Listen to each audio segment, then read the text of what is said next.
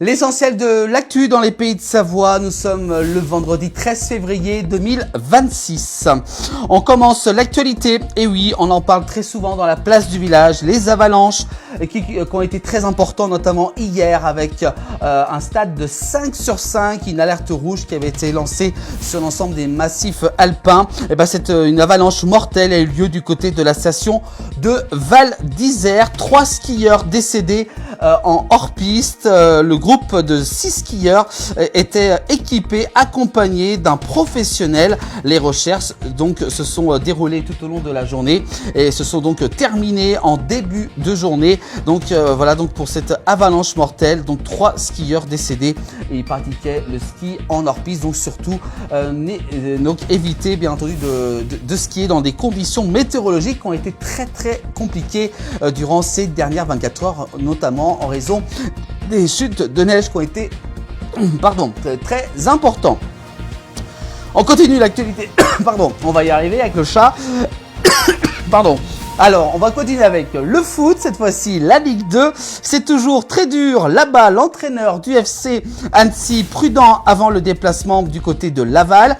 Le FC Annecy qui va donc rencontrer l'équipe de Laval. Ça sera donc ce vendredi soir à partir de 20h. C'est un match donc comptant pour la Ligue 2.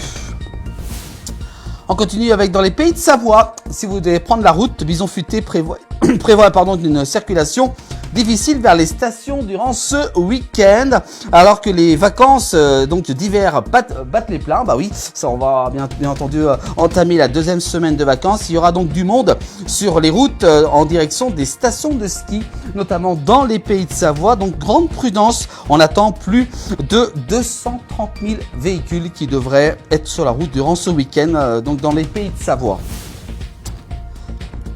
Pardon, on va y arriver. On continue du côté d'Annecy en Haute-Savoie, grève dans les EHPAD le 19 février prochain.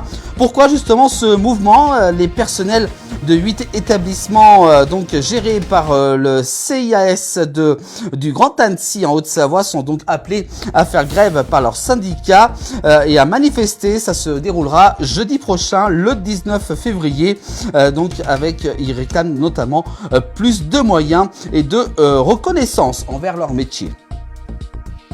On continue avec les municipales d'Annecy qui approchent, et oui, les élections donc approchent à travers le territoire, notamment du côté d'Annecy où il y a plusieurs listes, et notamment la campagne qui s'enflamme sur le projet de la mosquée qui devrait voir le jour du côté d'Annecy, à cet emplacement du côté de l'Auverchier exactement.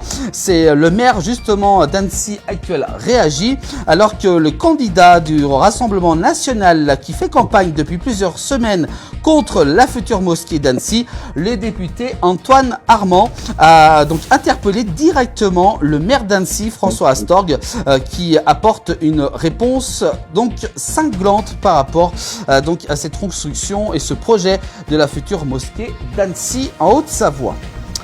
On continue avec un éboulement, notamment, vous savez, du côté de Châtel, encore au moins 3 jours de galère. Lundi 9 février dernier, un éboulement survenait à proximité de la route départementale 228A, provoquant la fermeture de la route de Pré-la-Joux. La mise en sécurité du site est toujours en cours et devrait se poursuivre au moins encore 3 jours. On en reparlera bien entendu dans nos prochaines éditions. Et puis en Haute-Savoie, 200 chèvres évacuées suite à un incendie qui s'est déroulé ce vendredi 13 février 2026. Une quinzaine de sapeurs-pompiers sont intervenus sur la commune de La Roche-en-Feron en Haute-Savoie pour un feu dans une chèvrerie. Les 200 chèvres ont dû être évacuées à temps par les pompiers qui étaient sur place. Et puis on parle de sport avec une belle journée olympique pour les Français. Et c'est tant mieux, vous allez me dire, pour un vendredi 13 avec la porte-drapeau Chloé Trespech éliminée donc dès les quarts de finale en snowboard cross. cross. Ça s'est déroulé en début d'après-midi avec l'athlète donc de Val Thorens qui visait une 3e médaille olympique, mais elle a fait quand même une belle performance malgré qu'elle n'ait pas obtenu de médaille. Et puis enfin on termine l'actualité des JO avec les JO d'hiver 2026. Je suis à ma place, le Haut-Savoyard Hugo Lapalus termine 8e de l'individuel. Le fondeur de la Clusa dans les Aravis en Haute-Savoie signe donc un nouveau top 10. Bravo donc à Hugo Lapalus. Voilà pour l'actualité dans les pays de Savoie, à retrouver tous les soirs en direct, vous le savez, puis également aussi en replay dès demain sur l'ensemble des plateformes de la place du village. Je vous souhaite de passer une très belle soirée à vous tous.